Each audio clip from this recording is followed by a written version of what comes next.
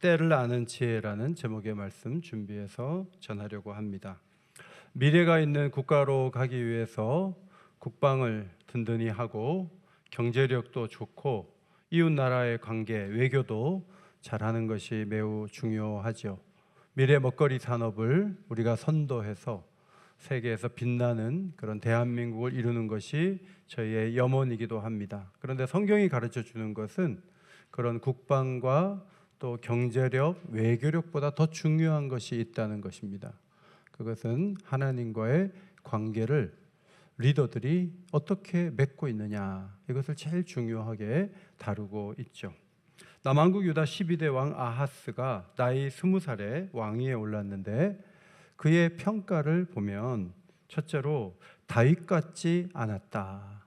다윗은 하나님을 뜨겁게 사랑한 왕이었는데 다윗 같았다라는 말은 최고의 영예지만 다윗 같지 않았다는 것은 치욕적인 평가였어요.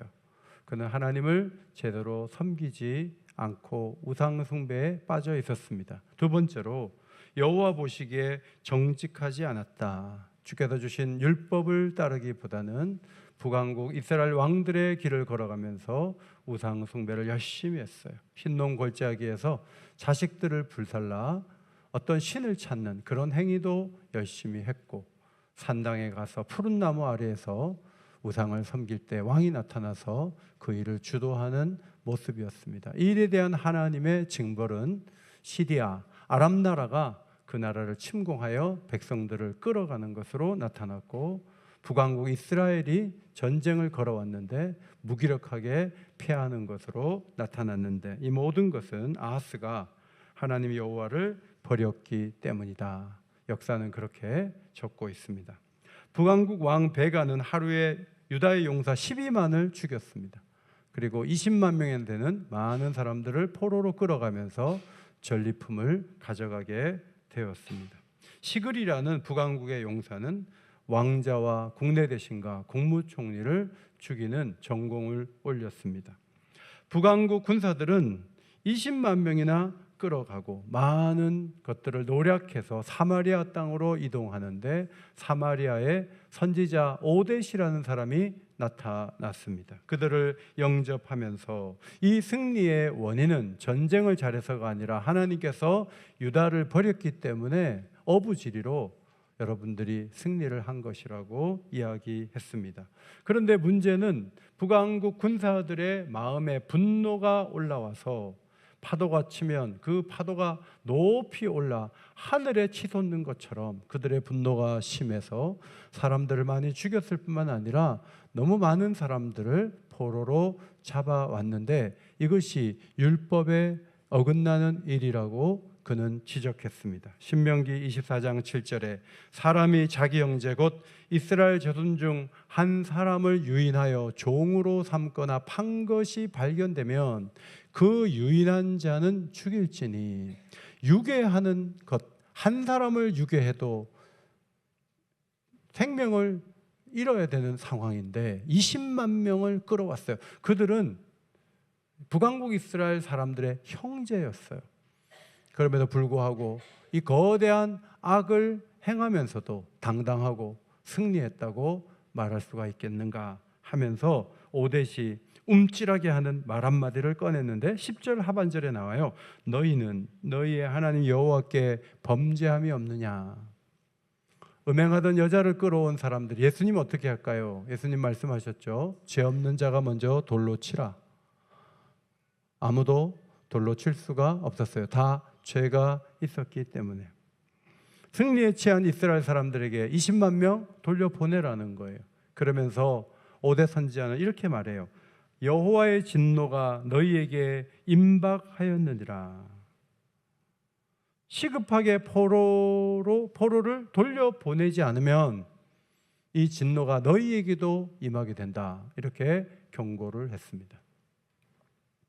어떤 잘못을 해서 큰형이 방에서 아버지한테 막 혼날 때 동생들이 낄낄거리면서 형은 혼나야 돼 이러면서 자기 방에 가서 게임하고 있는데 아버지가 한참 혼낼 때 엄마가 작은 아이 방에 와서 다음에는 너희 차례야. 아빠가 하나씩 지금 혼을 내는 거야. 그러면 게임 못하죠. 이제 그 다음 들어가서 나도 혼나야 되니까. 지금 북왕국의 상황이 그랬다는 말씀이에요. 히브리 사람에게 시간이라는 단어에 두 가지 의미가 있었어요. 치만이라는 히브리어는 헬라어로 크로노스라는 단어예요. 2025년 12월, 다음 주는 2026년 1월 4일. 이것은 치만, 크로노스, 그냥 연대기적 시간을 말하는 거예요. 그러나 에트라는 히브리어, 헬라어로 카이로스라는 단어는 하나님이 정해놓은 시간이에요. 하나님께서 개입하셔서 역사가 현실화되는 시간이 카이로스예요. 북왕국 베가 왕이 20년을 다스리고 남왕국 아하스 왕이 16년을 다스렸다. 이 말은 크로노스를 말하는 것이죠. 치만을 말하는 거예요. 그러나 남왕국이 심판을 받고 앞으로 북왕국도 심판을 받을 것이다. 이것은 에트, 카이로스를 말해요. 군사력으로 막을 수 없어요. 그 누구도 아무도 막을 수 없는 하나님의 심판의 시간이에요. 북왕국도 위험한데 지금 승리했다고 마음에 그냥 우쭐거릴 것이 아니라 하나님 앞에서 이렇게 납치하고 포로로 잡아오는 형제에 대해 잘못하는 것을 지금 돌이키지 않으면 당장에 하나님의 진노가 올 수 있다는 경고를 오데시 했어요. 사마리아로 온 북왕국 군사들은 무슨 소리야? 우리가 지금 큰 승리를 거두고 오는데 뭐가 하나님이 진노한다 그래? 그랬을지 몰라요. 오뎃, 네가 선지하지만 이렇게 말하는 건 아니지 하고 죽일 수도 있었어요. 그런데 에브라임 자손의 지도자 네 사람이 일어났죠. 아사랴와 베레랴와 여히스기야와 아마사, 그렇게 네 사람인데 이 사람들의 이름을 잘 보시면 그 아버지가 매우 경건한 사람들이에요. 이미 나라가 나뉘어지고 우상숭배로 물들어진 지가 굉장히 긴 세월이 흘렀지만 경건한 사람들이 남아 있었고 자기의 자녀의 이름에 여호와를 붙여가면서 귀하게 이들을 잘 세운 결과 오뎃이라는 선지자의 말을 지지하는 발언을 하게 되었습니다. 네 명의 지도자가 길을 바꾸라 해서 바꿀 상황이 아니었고 잘못하면 단칼에 쓰러질 수도 있는 상황에서 네 사람은 담대하게 외쳤습니다. 포로를 이리로 끌어들이지 못하리라. 너희의 행하는 일이 하나님 앞에 허물이 된다. 허물과 죄가 커지면 여호와의 진노하심이 이스라엘에 임박하게 된다고 경고를 하였습니다. 하나님의 진노의 때를 앞당기는 상황이 올 것을 두려워하면서 군사들을 제지했습니다.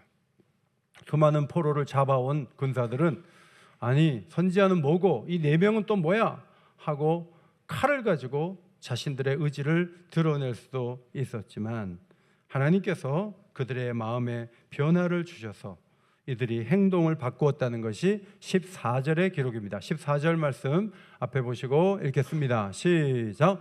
이에 무기를 가진 사람들이 포로와 도략한 물건을 방백들과 온 회중 앞에 둔지라. 어마어마한 노력한 물건이 있었고 20만이나 되는 포로들을 외국에 팔아넘기면 엄청난 돈을 받을 수가 있었어요. 그런데 듣고 보니 우리도 하나님 앞에 잘한 것이었고 우리도 하나님의 진노를 받을 수 있겠구나 하는 두려움이 이들에게 임했던 것을 보게 됩니다. 역대하 18장에 보면 아합이 미가야라는 선지자 말을 듣고 움찔했을 때 오히려 시드기야가 반대 얘기를 하죠. 미가야의 뺨을 치면서 여호와의 영이 나를 떠나서 너에게로 넘어갔느냐 하면서 항의를 할 때 다시 아합이 살아나가지고 이놈을 옥에 넣어라 그렇게 말하면서 미가야 선지자를 옥에 가두고 길르앗 라못으로 출정했다가 전사하는 장면이 나오죠. 그 반대 상황에 오뎃이 말한 다음에 오뎃의 말을 지지하는 4명이 말을 하니까 백성들, 군사들이 일시에 우리가 포로를 포기하고 전리품을 돌려주자 이렇게 변화가 일어났던 것입니다. 이스라엘 군사들은 이들을 돌려주는 길로 걸어갔을 때 에브라임 자손의 지도자 4사람이 그들이 돌아가는 길을 주도하게 되었습니다. 전리품을 풀어 헐벗은 이들을 입혔습니다. 맨발로 걸어온 이들에게 신을 신기고 먹을 것을 주고 마실 것을 먹였습니다. 상처 입은 자들에게 기름을 발라 치료해주고 환자들은 나귀에 태워서 종려나무의 성이라고 알려진 여리고까지 데려가게 되었습니다. 지도를 보시면 약 72km 정도, 돌아가면 100km가 넘는 먼 거리예요. 거의 일주일을 이 많은 사람들과 함께 이동을 하면서 이들을 안전하게 여리고까지 돌려보내는 놀라운 모습을 우리가 볼 수 있습니다. 여러분, 이 사건은 그냥 지나가는 사건, 작은 일이 아니에요. 1940년 5월 27일 9일 동안 프랑스 해안 덩케르트에서 독일군에게 포위된 연합군의 어려운 시간이 있었어요. 여기에 까만 화살표가 다 독일군이에요. 그리고 저 안에 33만 8천 명이 갇혀 있었어요. 그런데 9일 동안 하나님의 역사로, 여기다가 포를 쏘면 다 죽는 거예요. 빽빽하게 있는데 군인들이 살아남을 수가 없는데 하나님께서 실행 없이 어선들을 모아가지고 영국에서 열심히 기도했어요. 살려달라고, 무사히 돌아오게 해달라고. 그런데 여러분, 어선 타고 33만 8천 명이 죽지 않고 안전하게 영국으로 피했던 사건이 있어요. 이것은 인류 역사에서 굉장히 중대한 사건이에요. 그런데 오늘 사마리아에서 20만 명이 자기 땅으로 돌아간 사건에 대해서 성경을 읽는 분들이 이것을 큰일로 여기지 않고 이런 사건이 있었나 하고 오늘 처음 보신다는 것은 이 사건을 굉장히 중요하게 보지 않았다는 것이죠. 저도 이 사건을 설명하는 것은 오늘 처음이 아닐까 싶어요. 하나님께서 굉장히 강력하고 놀라운 역사를 이루는 것이죠. 역사를 보면 이스라엘 베가 왕이 12만을 죽이고 20만을 끌어오는 전공을 세웠지만 5대 선지자가 말한 대로 하나님의 진노가 임박했고 그는 이 일 후에 엘라의 아들 호세아라는 사람의 모반에 의해 갑자기 죽임을 당해요. 그리고 호세아가 이스라엘 역사 북왕국의 마지막 왕이 되어서 아수르의 공격을 받고 북왕국이 완전히 무너지는 일들이 있었어요. 그러므로 이 사건은 북왕국이 완전히 문을 닫기 약 10년 전에 일어난 일들이에요. 나라가 곧 무너지기 직전인데 20만 명의 형제를 끌어다가 우리가 승리했다고 웃을 일이 아니다라고 경고를 한 거죠. 자신들은 몰랐지만 하나님이 일깨워 주셨고 그들은 태도를 바꾸었습니다. 오데시 예언하고 에브라임의 4명의 지도자들이 말했던 시점은 북왕국 이스라엘이 역사가 마감되기 직전이었던 것이죠. 사람들이 뜻을 잘 안 바꾸잖아요. AI가 세상을 바꾼다. 높은 국민소득이 우리 삶을 개선한다. 맞죠? 그러나 세상의 사람들이 마음을 바꾸는 것은 언제일까요? 정당한 메시지가 선포되고 그 메시지를 가슴에 새길 때 기대하지 않았던 놀라운 일이 일어날 수 있다는 것을 성경이 가르치죠. 요나 선지자가 니느웨로 가서 하루만 외쳤는데 요나서 3장 4절에 40일이 지나면 니느웨가 무너지리라. 그런데 니느웨 사람들이 하나님을 믿고 금식을 선포하고 가축도 금식하게 하고 베옷을 입고 제 위에 앉아 하나님을 찾고 회개하는 놀라운 역사가 일어났어요.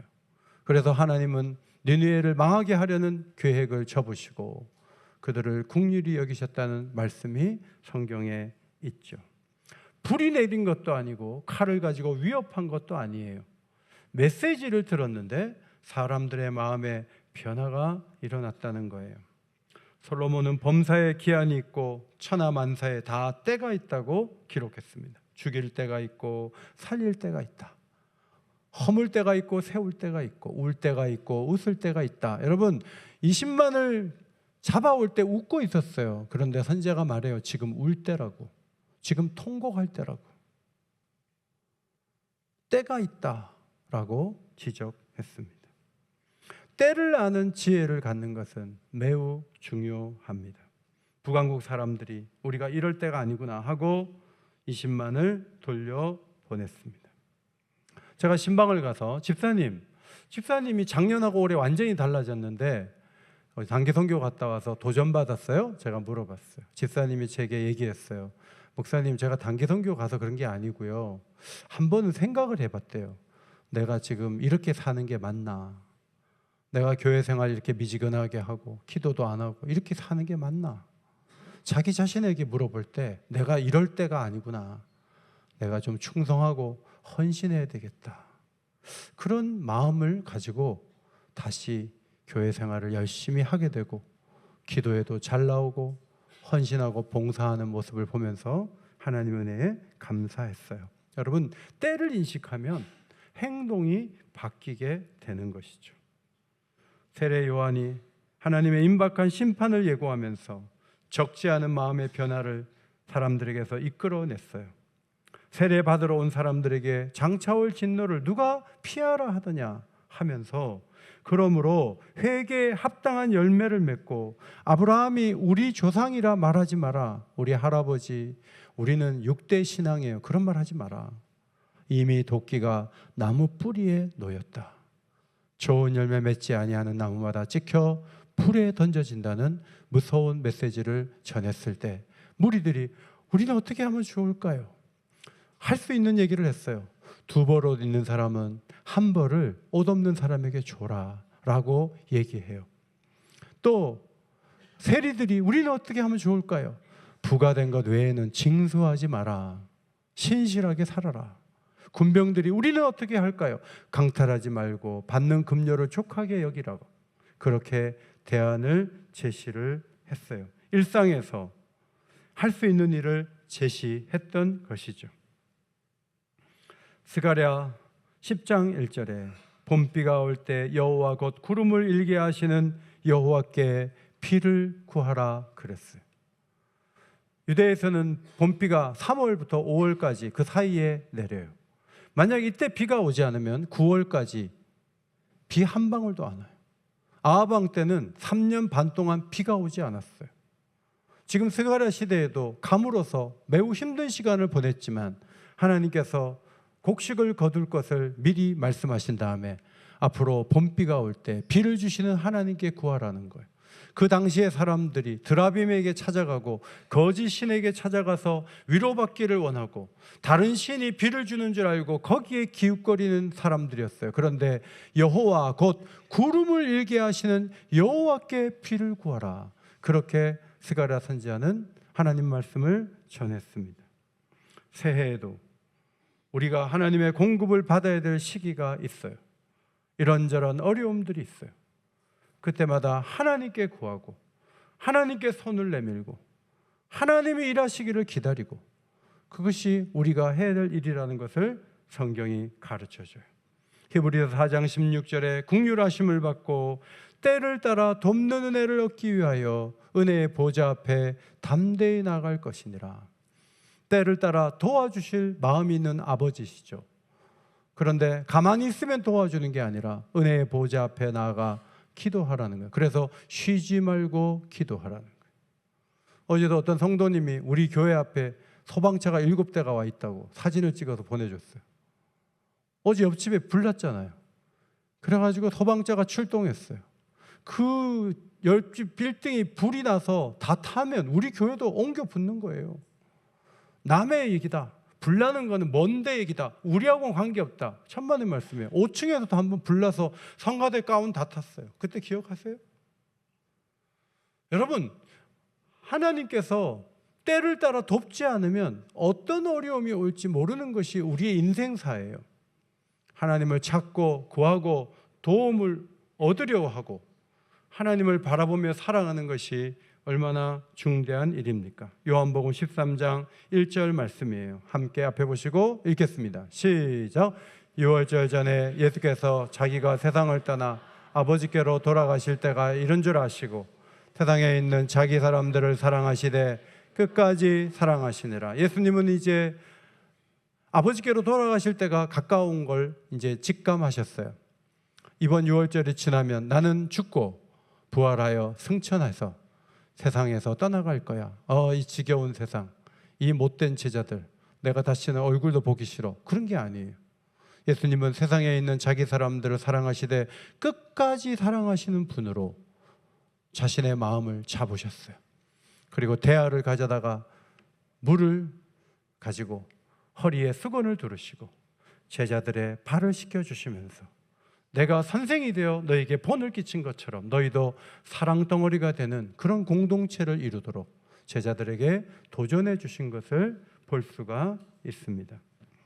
제자들은 십자가 앞에서 예수님을 부인하고 도망치고 한 사람은 팔고 그런 일들을 행했지만 주님은 제자들을 끝까지 사랑하시기로 작정하고 그 도망치고 부인했던 제자들을 찾아가셔서 갈릴리 바닷가에서 떡을 구우시고 생선을 구우시며 그들에게 먹이시고 내 양을 먹이라, 내 어린 양을 먹이라고 말씀하시면서 사명을 새롭게 하셔서 그래서 세워진 공동체가 교회예요. 에베소서 5장 16절 세월을 아끼라 때가 악하니라. 여기서 세월이 에트, 카이로스예요. 하나님 주신 기회를 선용하라, 기회를 살아, 기회를 그냥 놓치지 마라 하는 거예요. 오늘 마지막 주일날 힘내서 나오신 거 너무 잘했어요. 다음 주일도 첫 주일이잖아요. 수요일 날은 송구영신 예배를 드리는 날이에요. 그 기회예요. 제가 한 2년 전에 은퇴하신 장로님 중에 한 분 대표기도 부탁을 드렸어요. 그 장로님 대표기도 드리고 얼마 후에 돌아가셨어요. 그 대표기도가 마지막 기도였어요. 헌금위원을 하시는 어떤 분은 5주가 있을 때 한 주 남겨 있는데 나가셨다가 사고로 돌아가셨어요. 헌금위원 석주 섬긴 것이 그 집사님의 마지막 봉사였어요. 교회를 섬기고 사랑할 기회가 계속 있는 거 아니에요. 언젠가 우리가 세상을 떠날 텐데 세상을 떠나기 전에 실컷 마시고 즐기자, 그저 여행이나 많이 해보자, 그런 꿈 가지고 사는 것이 성도들이 가야 될 길이 아니에요. 하나님께서 주신 기회를 잘 선용하고 이 악한 시대 속에서도 하나님 기뻐하신 일을 잘 감당하는 것이 너무너무 중요해요. 하나님 앞에 기도할 수 있는 기회, 예배 드릴 수 있는 기회, 선을 행할 수 있는 기회, 이것을 잘 선용해야 돼요. 하나님 앞에 감사할 수 있는 것도 늘 할 수 있는 거 아니에요. 어렵고 힘들어도 감사하고 하나님을 높이고 기뻐하면 하나님이 그 인생 가운데 놀라운 일을 펼치시는 것이죠. 때에 따라 알아야 될 내용도 다르고 결단해야 될 행동도 달라요. 이제 2025년이 3일 남았습니다. 이 3일 동안 어디로 가야 될까? 무엇을 해야 될까? 급히 하나님이 나를 찾는 일은 무엇인가? 그것을 마음에 새기고 주께서 기뻐하시는 길을 걸어가는 주의 백성들 되시기를 예수의 이름으로 축원합니다.